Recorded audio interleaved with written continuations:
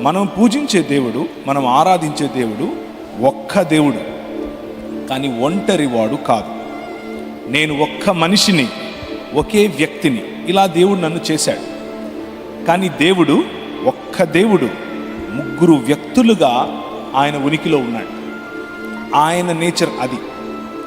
Categorical error అని పిలుస్తారు దీన్ని. నాలాగా ఒక మనిషి, ఒక వ్యక్తే కాబట్టి ఒక దేవుడు ఒక వ్యక్తే అయి ఉండాలి అని నేను దేవుణ్ణి డబ్బాలో పెట్టడానికి వీల్లేదు.